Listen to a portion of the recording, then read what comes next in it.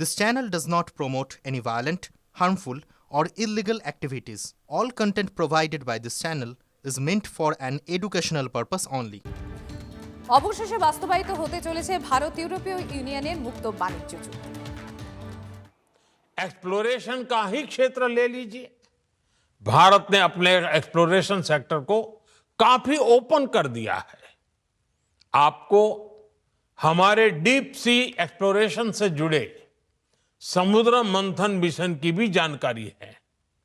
हम इस दशक के अंत तक अपने ऑयल एंड गैस सेक्टर में इन्वेस्टमेंट को $100 बिलियन तक ले जाने का प्रयास कर रहे हैं। हमारा लक्ष्य एक्सप्लोरेशन के दायरे को भी 1 मिलियन स्क्वायर किलोमीटर तक विस्तार करने का है। इसी सोच के साथ हमारे यहां 170 से अधिक ब्लॉक्स को अवार्ड किया जा चुका है। अंडमान निकोबार का बेसिन भी हमारी नेक्स्ट हाइड्रोकार्बन हब बन रहा है। साथियों, हमने एक्सप्लोरेशन सेक्टर में काफी रिफॉर्म्स भी किए हैं। नो गो एरिया बहुत कम कर दिया गया है। इंडिया एनर्जी वीक के पिछले एडिशंस में आपको भी जो भी सुझाव थे, आपने जो कुछ भी कहा, उनके अनुसार हमने अपने एक्ट्स और रूल्स में भी बदलाव किए हैं। यदि आप एक्सप्लोरेशन सेक्टर में इन्वेस्ट करते हैं तो आपकी कंपनी की प्रॉफिटेबिलिटी बढ़ना तय है। साथियों, भारत की एक और विशेषता है जो है एनर्जी सेक्टर में इन्वेस्टमेंट को बहुत फायदेमंद बनाता है। हमारे यहां बहुत बड़ी रिफाइनिंग कैपेसिटी मौजूद है। हम रिफाइनिंग कैपेसिटी के मामले में विश्व में दूसरे स्थान पर है। जल्द ही हम दुनिया में पहले नंबर पर होंगे। आज भारत की रिफाइनिंग कैपेसिटी करीब 260 MMTPA की है। इसे 300 MMTPA के ऊपर ले जाने के लिए निरंतर प्रयास हो रहा है। ये इन्वेस्टर्स के लिए बहुत बड़ा एडवांटेज है। साथियों, भारत में LNG की डिमांड भी निरंतर बढ़ रही है। हमने अपनी टोटल एनर्जी डिमांड का 15% LNG से पूरा करने का लक्ष्य रखा है। इसलिए हमें LNG के पूरे वैल्यू चेन पर काम करने की आवश्यकता है। आज भारत ट्रांसपोर्टेशन पर भी बहुत बड़े स्तर पर काम कर रहा है। LNG ट्रांसपोर्टेशन के लिए जिन वेसल्स की जरूरत है, हम उन्हें भारत में ही बनाने पर काम कर रहे हैं। हाल में ही भारत में शिप बिल्डिंग के लिए 70,000 करोड़ रुपए का प्रोग्राम शुरू किया गया है। साथ ही LNG के लिए देश के पोर्ट्स पर टर्मिनल के निर्माण में भी निवेश की अनेक संभावनाएं हैं। रीगैसिफिकेशन से जुड़े प्रोजेक्ट्स में भी आपके लिए इन्वेस्ट करने की बड़ी संभावनाएं बन रही है। साथियों, LNG के ट्रांसपोर्टेशन के लिए भारत में बहुत बड़ी पाइपलाइन की भी अब जरूरत है। बीते सालों में इस पर हमने बहुत निवेश किया है, लेकिन अभी भी बहुत बड़े पैमाने पर इन्वेस्टमेंट के लिए संभावनाएं हैं। आज भारत के कई शहरों में सिटी गैस डिस्ट्रीब्यूशन का नेटवर्क पहुंच चुका है और हम तेजी से अन्य शहरों में भी इससे जोड़ रहे हैं। सिटी गैस डिस्ट्रीब्यूशन भी आपके निवेश के लिए बहुत ही आकर्षक क्षेत्र है। साथियों, भारत की इतनी बड़ी जनसंख्या है, हमारी इकोनॉमी लगातार बढ़ रही है। ऐसे भारत में पेट्रोकेमिकल प्रोडक्ट्स की डिमांड भी लगातार बढ़ने वाली है।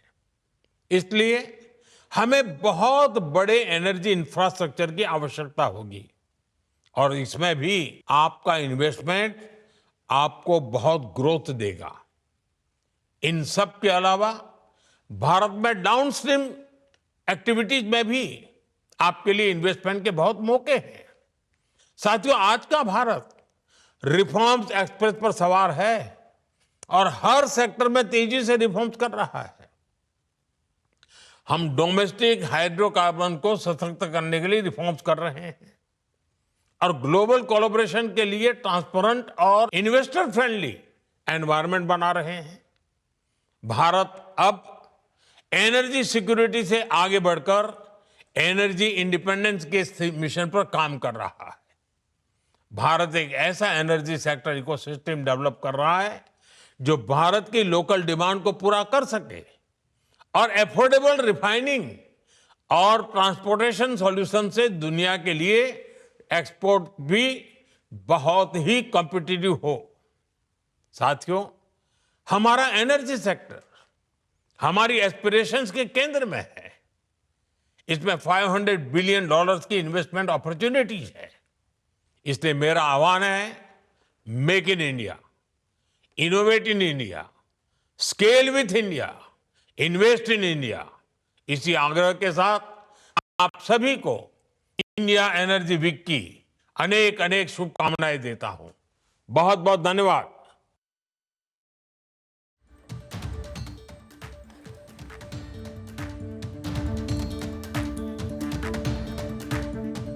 এসআইআর প্রক্রিয়ার বিরোধিতা করতে বা দিল্লি যাবেন মমতা বন্দ্যোপাধ্যায়। ঘনিষ্ঠ মহলে এমনই দাবি মুখ্যমন্ত্রী। জাতীয় স্তরে বিরোধিতাকে সর্বাত্মক করতে দিল্লি যাবেন তিনি। কবে যাবেন দিল্লি এখনো খোলসা করেননি মুখ্যমন্ত্রী। এসআইআর হয়রানি নিয়ে একাধিকবার সিইসি কে চিঠি দিয়েছেন মমতা। মৃতদের পরিবারের কয়েকজনকে নিয়েও তিনি দিল্লি যেতে পারেন বলে খবর। এসআইআর প্রক্রিয়ার বিরোধিতার সুর এবার সরাসরি দিল্লিতে। প্রতিবাদের ঝাঁজ বাড়াতে দিল্লি যাচ্ছেন মমতা বন্দ্যোপাধ্যায়। ঘনিষ্ঠ মহলে ইতিমধ্যেই সেই ইঙ্গিত দিয়েছেন মুখ্যমন্ত্রী। বিভিন্ন দলের সঙ্গে বৈঠকও হতে পারে মমতা বন্দ্যোপাধ্যায়। প্রতিবাদের ঝাঁজ বাড়াতে এবার দিল্লিতে এসআইআর এর বিরোধিতা মুখ্যমন্ত্রী মমতা বন্দ্যোপাধ্যায়ের। মৃতদের পরিবারের কয়েকজনকে নিয়েও দিল্লি যেতে পারেন তিনি বলে সূত্র মারফত খবর। এসআইআর ইস্যুতে দিল্লিতে ধর্ণা দেওয়ার হুঁশিয়ারি দিয়েছিলেন মমতা বন্দ্যোপাধ্যায়। শোনাই একবার আপনাদের। 1.5 কোটি লোকের নাম বাদ দিতে হবে। ওরা জানে না বাংলা কারো কাছে ভিক্ষে চায় না। কারোর নাম বাদ দিলে ধর্ণা দিয়ে বসে থাকবো যতক্ষণ পর্যন্ত ধর্ণা দেবে আপনাদের নাম না তুলবে। আপনারা শুনলেন মমতা বন্দ্যোপাধ্যায় এসআইআর প্রক্রিয়ার বিরোধিতা করতে বা দিল্লি যাবেন। ঘনিষ্ঠ মহলে এমনই দাবি করেছেন মুখ্যমন্ত্রী মমতা বন্দ্যোপাধ্যায়। এমনকি ঝাঁজ বাড়াতে, প্রতিবাদের ঝাঁজ বাড়াতে মৃতদের পরিবারেরও কয়েকজনকে নিয়ে তিনি দিল্লি যেতে পারেন এমনও খবর পাওয়া যাচ্ছে সূত্র মারফত।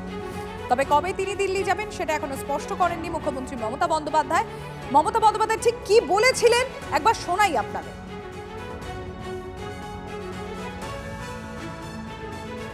1.5 কোটি লোকের নাম বাদ দিতে হবে। ওরা জানে না বাংলা কারো কাছে ভিক্ষে চায় না। কারোর নাম বাদ দিলে ধর্ণা দিয়ে বসে থাকবো যতক্ষণ পর্যন্ত ধর্ণা দেবে আপনাদের নাম না তুলবে।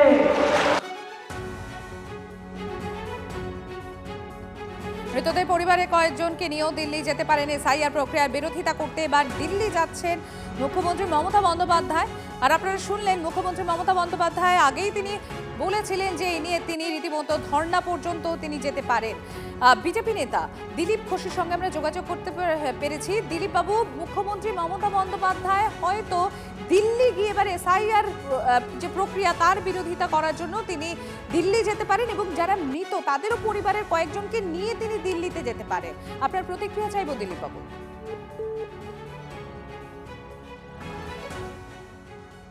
আমাদের যোগাযোগ বিচ্ছিন্ন হয়ে গিয়েছে, আমরা আবারও যোগাযোগ করার চেষ্টা করছি। তবে তার আগে ঠিক যেরকম শোনাচ্ছিলাম মুখ্যমন্ত্রী মমতা বন্দ্যোপাধ্যায় তিনি যেটা বলেছেন, তিনি যেটা আগে বলেছিলেন যে যদি কারোর নাম বাদ যায় সেক্ষেত্রে তিনি ধর্নায় বসবেন এবং এবার সেরকমই কিছু একটা ইঙ্গিত পাওয়া গিয়েছে ঘনিষ্ঠ মহল সূত্র থেকে।